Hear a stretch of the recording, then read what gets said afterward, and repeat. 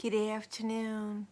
I'm smiling, but I sort of have I'm not scripted. I'm not telling one of my stories about random people. Um, I don't like drama online. Maybe I like to watch it a little bit, but I don't really want to participate. I don't want to participate in, anyone's, there's just some nasty things that go on online. But I guess I'm breaking one of my rules now. Um, I went through something for real in the last year. For real. I don't want to discuss it. If you're someone that's followed me for a while or you know me, you know what it is.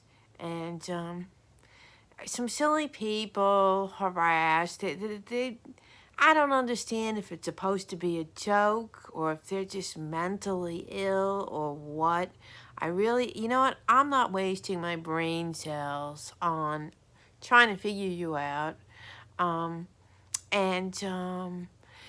like this man that I was friendly with that I really liked. I thought he was an old man when we first used to chat, and he was very sweet. And he defended me when I was offline, um, in bed, thinking that I was dying before I had all my diagnoses come in. And I appreciate all of that. I really do. I could not even communicate with people at that time. I was so sick and weak with a million gazillion horrible symptoms. I actually had to work on making my final wishes known because they thought I was going to die, that it was some weird cancer. And anyway, I'm not going to go into my medical details. I've already shared enough. I was at certain points unable to talk because it made breathing more difficult. It made my heart palpate more. I was very, very sick, and I had very limited communication with a few people and no communication with many people. So anyway, these odd people online made up stories, blah, blah, blah. I don't really care to know your motives. I don't really care to participate in your drama. I said I would not make mention of these people, but I'm breaking my promise. The gentleman that I felt like stuck up for me and defended me, we have some differences of opinions. And, let's just say that we had a parting of the ways in our friendship. And yeah, I'm angry with you, and I'm a bit hurt, but I'll get over it. You weren't my husband. You didn't live with me. And, I'll be fine. I'll be fine. And I hope that you're fine.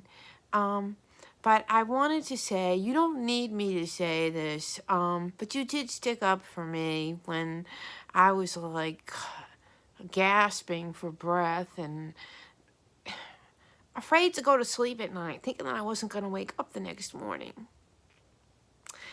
So anyway, I don't know if I should mention your name. Maybe I'll put it in the description box. He definitely has legs. He has all of his joints. I know what he looks like, and it's not just catfish pictures. That's all I'm willing to say. Actually, he's very nice looking, and I would say you don't look like Al Pacino. You look like Armand Asante when he was younger. And, but I still am upset with you. And I'm angry with you, and you hurt my feelings, but we're all human, and that doesn't mean that I don't remember your past kindness and the prayers you said for me and that you stuck up for me. But I can't participate in this daily drama. It makes me sick. It makes me sick to hear all of this. And I've told you, if you don't like it, why are you engaging with these people night after night, in the middle of the night? You go into these chats and you gossip like an old lady. It's your life. You do what you want. And God bless you, and I wish you well. But I don't want to participate in anything like that. And I can't be around people that are like that because it brings the stain onto me, and I can't think of just myself, but I have children, and I have my own life to live, and I don't want people harassing me from the internet or on the internet. I enjoy coming on and telling my stories. When I thought I was not going to make it, I had comfort in the fact that my children and any other family members or people that cared about me could come online and see me alive, talking, even if it was about stupid stuff, and seeing videos of things that I cooked, places that I had been to. It was like almost like a documentary of my life for the last few years.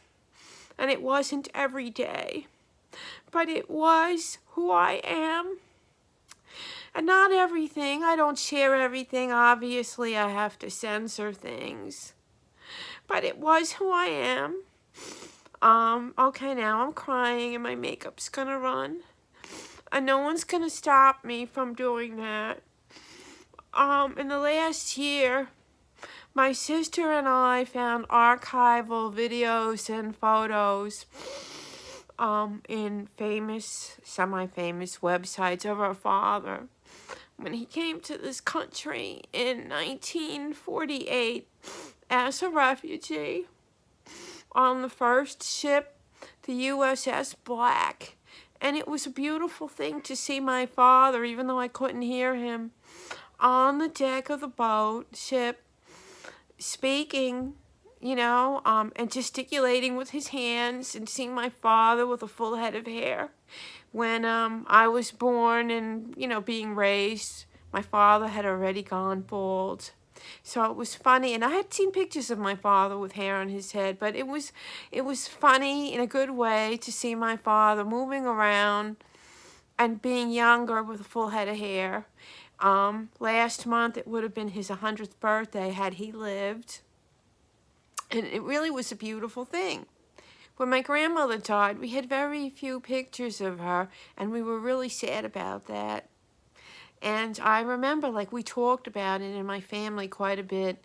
And when I went on cruises, I made sure to get those pictures that I have hanging up, that I make a joke about being a narcissist.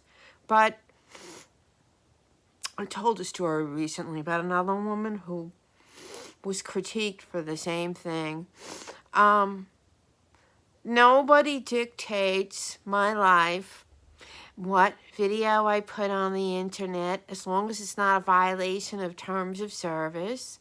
No one dictates what pictures I hang on my wall, who I say hello to, and I shouldn't be dictating anyone else. That's being very judgmental. But I can use discernment, and I can decide what I can and cannot be around, and what is healthy for me and what is toxic for me. And I don't participate in toxic behaviors. I don't want anyone to speak to me in an abusive manner. Doesn't matter whether I love you or like you or whatever. No one gets to speak to me that way. No one. You get cut off. And to disrespect me, to disrespect anything about my relationship with my children, my parenting skills, my relationship as a daughter to both my parents, dead and living. I don't appreciate any of that or how I dress, who I communicate with, who I talk to. Any of that is up to me. I am an autonomous adult with good judgment, with no criminal history, with a good credit rating. I'm educated. I have a lot of good things going on for me, and I do believe I have a good head on my shoulders most of the time. So I'm not tolerating any sugar honey iced tea from anyone, whether you're a stranger or a close person, whether you're someone I like or don't like. I just won't accept that of anyone. I will do my own thing. Like I said, as long as I'm not violating terms of service. Everybody have the day that you deserve. And some of you I do wish well. And some of you, I wouldn't even say what I would wish upon you. And if my mind starts going there, I immediately shut it off, because it's bad juju or bad karma to wish ill on other people. Your behavior already indicates to me that you've already gotten some bad karma, because why are you acting that way? It's because you've already reaped what you've sown. So I don't like doing these little drama things, but I felt like I wanted to unburden myself, and that this was the perfect opportunity and platform. So like I said, everybody have the day that you deserve. Bye.